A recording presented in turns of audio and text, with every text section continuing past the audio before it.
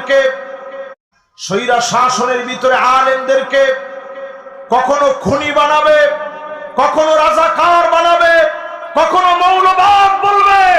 এই প্রত্যেকটা শব্দ যারা আলেমদেরকে বলে এরা প্রত্যেকেই স্বৈরাচার, স্বৈরাচার, স্বৈরাচার।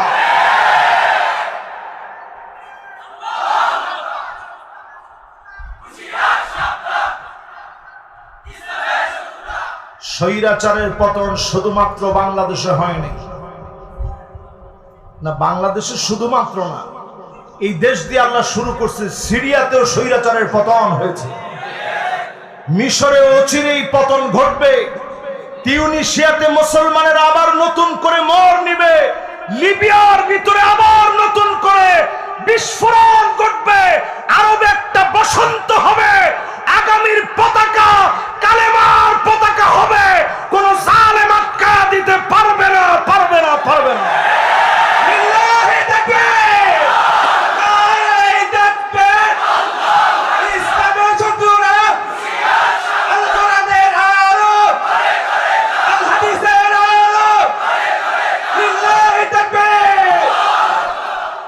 ওয়াইলুল লিল আরব, ধ্বংস আরবের জন্য, ওয়াইলুল লিল আরব, ধ্বংস আরবের জন্য, ওয়াইলুল লিল আরব, ধ্বংস আরবের জন্য।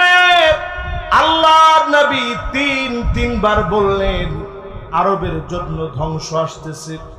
উম্মে সালামা ডাক দিয়ে বলেন, ওগো নবীজি, আমরাও কি ধ্বংস হয়ে যাব?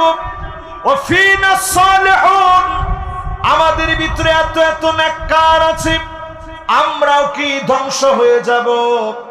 আল্লাহর হাবিব জানায় দিলেন, তোমরাও ধ্বংস হয়ে যাবা।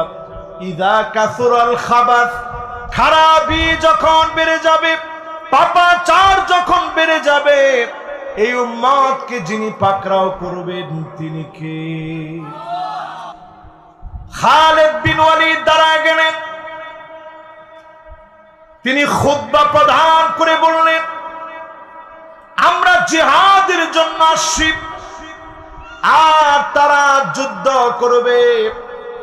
যুদ্ধ আর জিহাদের মধ্যে পার্থক্য হলো, আমরা জীবন দিতে পারলে ধন্য, আর যুদ্ধ হলো তারা একজন মরলে অন্যজন পালায় যাবে। জিহাদ হলো একজন মরলে 10 জন জীবন দেওয়ার জন্য প্রস্তুত হবে। বলেন আল্লাহু আকবার। বেশি